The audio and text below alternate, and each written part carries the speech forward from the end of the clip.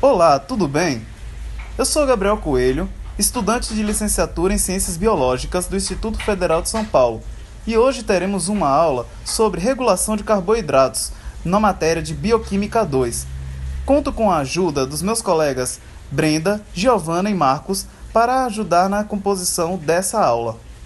Vamos lá? Bom, primeiramente precisamos entender o que são os hormônios.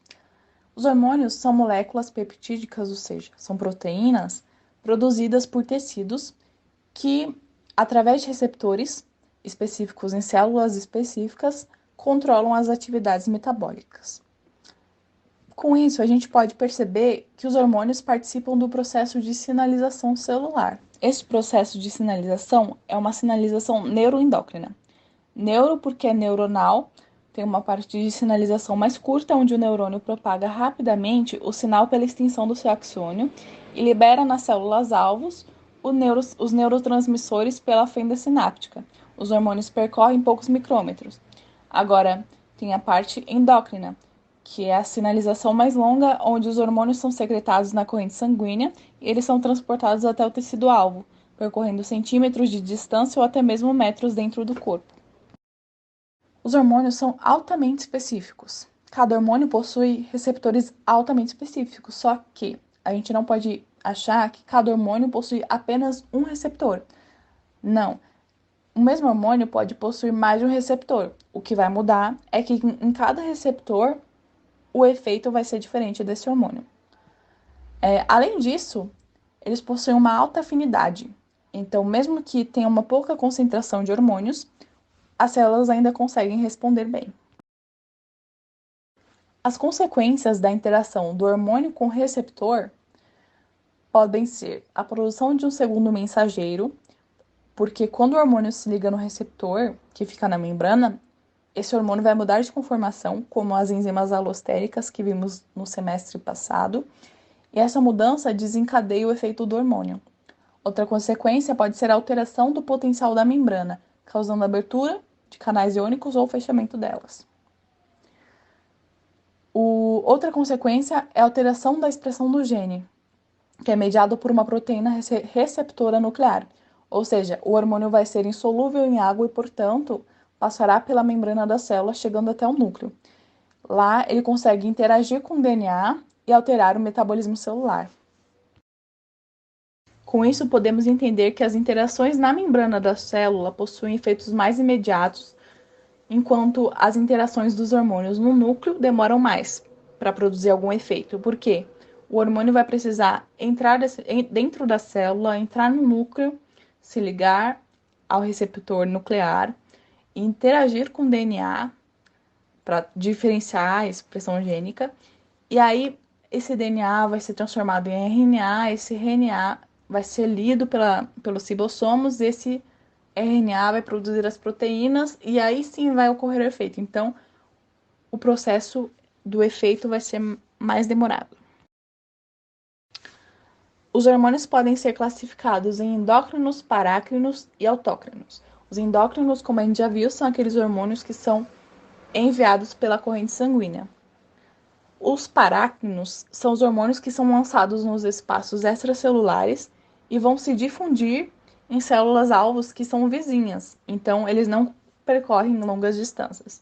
E os autócrinos são os hormônios que afetam a própria célula que os produziu. Então, eles são lançados, mas logo se ligam nos receptores da membrana da própria célula. Essa altura do campeonato, você deve estar se perguntando: o tema não era sobre carboidratos, porque a gente está falando de hormônios? Bom, quando a gente ingere carboidratos, como açúcar, farinha branca, precisamos que o corpo transforme-os em glicose e que essa glicose seja mandada para dentro da célula. Um dos responsáveis por esse processo é o hormônio insulina, que é produzido pelo pâncreas, que nós veremos mais para frente.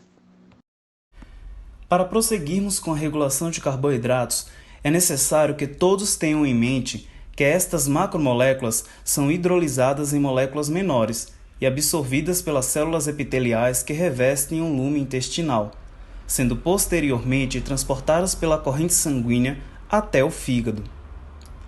O fígado tem um papel essencial para o corpo e para a regulação dos carboidratos, pois ele é o responsável por receber, processar e distribuir os nutrientes gerados nas vias metabólicas. As células hepáticas responsáveis por toda essa proeza são as chamadas hepatócitos. Suas enzimas têm uma taxa de renovação que chega a ser 10 vezes maior que a de outras presentes no corpo, em tecidos como os dos músculos. A glicose pode entrar nos hepatócitos por difusão passiva e rápida pelo transportador GLUT2, encontrado na membrana da célula, assim como nas células beta-pancreáticas, as quais produzem insulina. Ele garante uma concentração de glicose essencialmente igual à do sangue. Note como a concentração tem ligação importante para a regulação dos carboidratos, os quais serão fosforilados pela glucoquinase dentro dos hepatócitos. Se você também está pensando na glicose 6-fosfato, a mesma substância ligada ao início da glicólise, você acertou. Dentro dos hepatócitos, a glicose 6-fosfato pode ser direcionada para diferentes vias metabólicas. Uma delas é a formação de glicogênio, que será armazenado e transformado em glicose em períodos de jejum ou inanição. Períodos em que a concentração de glicose no sangue precisa ser reposta e mantida em 4 a 5 milimolar. Outros destinos da glicose 6-fosfato estão relacionados à formação da acetil-CoA, aquela mesma que produz ácidos graxos e colesterol, e inicia o ciclo do ácido cítrico para a produção de ATP nas mitocôndrias. Ela também pode entrar na via das pentoses fosfato.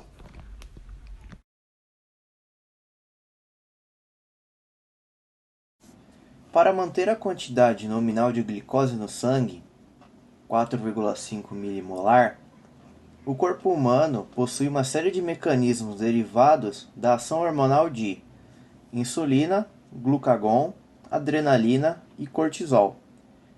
Essa ação conjunta ocorre nos músculos, tecido adiposo, fígado e pâncreas. Aqui falarei dos efeitos celulares e sistêmicos da insulina e do glucagon, começando pela insulina. A insulina no fígado atua de duas formas principais. A primeira forma é quando nos alimentamos e o bolo alimentar encontra o intestino delgado. A glicose é absorvida pelas microvelosidades e transportada por vasos sanguíneos até o fígado. Nos hepatócitos, ocorre a conhecida glicólise, que gera como produto o piruvato. Nesse processo, a insulina é responsável por ativar a oxidação de glicose 6-fosfato em piruvato e piruvato em acetil-CoA. A parcela de acetil-CoA não utilizada no ciclo de Krebs é usada para a síntese de lipídios, formando triacilgliceróis que são transportados na forma de lipoproteínas para o tecido adiposo. A segunda forma é através da ativação da glicogênio sintase e inativação da glicogênio fosforilase. Assim, a insulina facilita e promove a formação de glicogênio pela glicose 6-fosfato. E esse glicogênio é armazenado no fígado e nos músculos.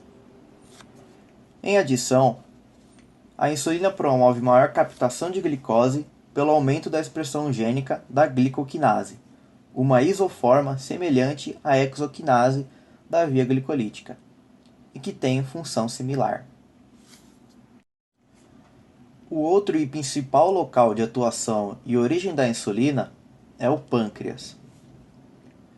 A origem da insulina ocorre nas ilhotas de Langerhans, especificamente nas células beta-pancreáticas, que sintetizam a insulina e aumentam sua produção, quando o pâncreas é irrigado por sangue com taxa de glicose alta. Com a maior taxa de glicose, os transportadores GLUT2, com alta afinidade pela glicose, carregam a glicose para dentro das células beta, onde é fosfatada pela enzima exoquinase 4. também conhecida como glicoquinase, formando glicose 6-fosfato. A glicose 6-fosfato é, então, incorporada naquelas vias metabólicas que tanto conhecemos: a glicose, o ciclo de Krebs e a fosforilação oxidativa dentro dessas células. A maior taxa desses processos, gerando mais ATP intracelular, causa o fechamento de canais de cátion potássio, que são dependentes de ATP na membrana da célula. O fechamento desses canais causa despolarização na célula, ou seja, a voltagem média intracelular é menor que a voltagem extracelular, graças ao impedimento da saída de K+. Com a despolarização, os canais de cátion cálcio, que são dependentes de voltagem, se abrem e, com isso, aumentam a concentração de Ca2+. Esse aumento estimula o retículo endoplasmático a liberar a insulina sintetizada que estava armazenada no RE em grânulos e é exocitada. A insulina, agora na corrente sanguínea em maior quantidade, se conecta a receptores tirosina quinase nas membranas dos adipócitos, tecido adiposo, e miócitos, tecido muscular. Quando conectada, o receptor causa uma cascata de sinalizações até chegar nos transportadores GLUT4. A sinalização causa o deslocamento de GLUT4 do interior da célula em vesículas para a sua membrana plasmática. E com isso, viabiliza a entrada de glicose de forma passiva, diminuindo assim a concentração sanguínea de glicose. Ainda, a glicose intracelular é utilizada para a síntese de ácidos graxos e sua subsequente formação em triacilgliceróis.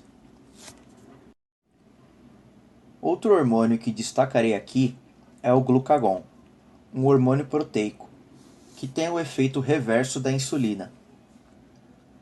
Ele ocorre quando a glicose sanguínea diminui pela sua oxidação nos tecidos, e atua principalmente no fígado e no tecido adiposo. No fígado, o glucagon pode aumentar a degradação de glicogênio em glicose, por aumentar a ação da glicogênio fosforilase e inibir a glicogênio sintase. Também inibe a glicólise e estimula a gliconeogênese. Também inibe a glicólise e estimula a gliconeogênese, causando a diminuição da concentração de frutose 2,6-bifosfato. Inibe ainda a piruvato quinase, enzima da via glicolítica, bloqueando a formação de piruvato e sua consequente oxidação no ciclo do ácido cítrico, favorecendo a gliconeogênese. No tecido adiposo, o glucagon mobiliza os ácidos graxos, ativando a degradação de TAGs pela fosforilação dependente de CAMP, e ativa juntamente as lipases sensíveis a hormônios, degradando esses lipídios até a glicose, que é utilizada como combustível para o fígado e outros tecidos. A produção de glucagon é dada similarmente à da insulina, porém ocorre nas células alfa pancreáticas. A baixa de ATP formado inibe os canais de potássio, que causam despolarização, abrindo canais de sódio e cálcio, e o aumento do influxo de sódio e cálcio causa a liberação em grânulos do glucagon, por exocitose. Agora, eu vou falar um pouco sobre como o metabolismo é alterado durante o jejum e a inanição para prover combustível para o cérebro. A nossa principal fonte energética é proveniente de carboidratos, sendo nosso principal combustível. Esse combustível é como se fosse o combustível de um carro. Sem ele, o carro não funciona. Como nós não podemos simplesmente não funcionar, o nosso corpo possui certas estratégias para quando não nos alimentamos por um determinado tempo e conseguir adquirir ainda assim a energia necessária.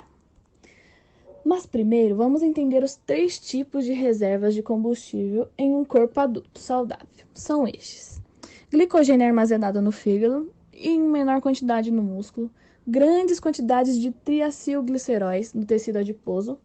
Quem está acima do peso entende bem a respeito desse tecido e como ele é eficiente em armazenar. E proteínas teciduais, que podem ser degradadas quando necessário. Após 2 horas da nossa refeição, o nível de glicose sanguínea está levemente diminuído e os tecidos recebem glicose liberada a partir do glicogênio hepático, ou seja, do fígado. Nesse meio tempo, há pouco ou quase nenhuma síntese de triacilgliceróis. Por isso que é tão difícil se livrar da gordura armazenada. Consequências disso, as dietas têm que ser adaptadas para estar sempre em déficit calórico, para que o corpo supra essa deficiência com a quebra de gordura.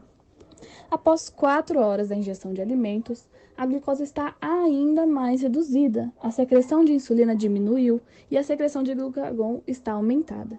Com isso, esses sinais hormonais mobilizam a triacilgliceróis do tecido adiposo, que agora se torna o principal combustível para o músculo e o fígado. Você já sentiu muita fome e depois de um certo tempo ela amenizou? Você deve ter entendido que isso é por causa das nossas reservas energéticas. Então, a resposta do nosso corpo em jejum prolongado é adquirir glicose a partir da gliconeogênese do fígado, degradando proteínas, e através dos produtos derivados da quebra de ácidos graxos. Você sabia que o tecido adiposo de um adulto saudável, com peso normal, pode fornecer combustível suficiente para manter uma taxa de metabolismo basal por cerca de 3 meses em jejum? Já um adulto muito obeso tem combustível armazenado por cerca de 1 ano na mesma condição.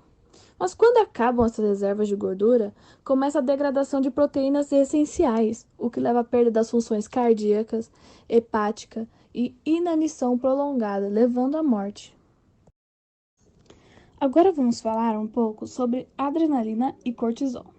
A adrenalina, ela sinaliza atividade imediata.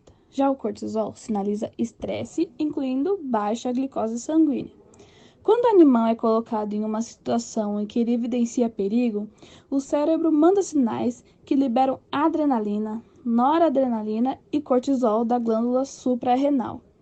Esses hormônios dilatam as vias aéreas para facilitar a captação de O2, aumentam a força e a frequência dos batimentos cardíacos e aumentam a pressão arterial. Mas para que tudo isso? Você deve estar se perguntando. Isso favorece o fluxo de O2 e de combustível para os tecidos, para que você corra ou fuja. Mas qual a diferença entre adrenalina e cortisol? A adrenalina, ela atua de forma mais imediata, agindo principalmente nos tecidos muscular, adiposo e hepático. Ela estimula a conversão do glicogênio hepático em glicose sanguínea, combustível necessário para o trabalho muscular anaeróbico. Além disso, a adrenalina promove a degradação anaeróbica do glicogênio muscular pela fermentação em ácido lático, estimulando a formação glicolítica de ATP. Você possivelmente já realizou alguma atividade física intensa em que sentiu uma dorzinha chata no músculo. Pois então, é a ação do ácido lático. Já o cortisol está ligado a uma grande variedade de agentes que causam estresse, como ansiedade, medo, dor e a glicose sanguínea baixa. O cortisol também age nos tecidos muscular, adiposo e hepático, porém, para suprir o organismo com combustível para resistir à situação de estresse, sendo ele um hormônio de ação relativamente lenta, o que altera o metabolismo. Nessa situação, o cortisol leva a uma liberação de ácidos graxos, sendo eles portados para servir como combustível para os tecidos. Ou seja, ele estimula o fígado a converter gordura em glicose. Também ele promove a gliconeogênese, ou seja, promove a geração de glicose no fígado, sendo que essa glicose produzida será armazenada no fígado como glicogênio ou exportada imediatamente para os tecidos, que precisam dela como combustível. O aumento desse estoque é o efeito dessas alterações, fazendo com que o organismo esteja pronto para dar suporte a sinais de luta ou fuga comumente associados ao estresse. Para encerrarmos o nosso trabalho, tratarei bem rapidamente de um assunto bastante conhecido, a diabetes mellitus. Existem duas classes de diabetes. A do tipo 1, também chamada de diabetes mellitus insulino-dependente, e a do tipo 2, também chamada de diabetes mellitus não insulino-dependente. A do tipo 1 é caracterizada por uma pessoa que tem um defeito metabólico com destruição das células beta-pancreáticas e incapacidade de produzir insulina suficiente. Ela requer controle por toda a vida e responde à injeção de insulina. Tem sintomas com excesso de sede e micção frequente, poliúria, que leva à ingestão de maiores volumes de água, polidipsia. O tipo 2 desenvolve-se mais lentamente, está associada a pessoas mais velhas e obesas e é caracterizada pela resistência à insulina.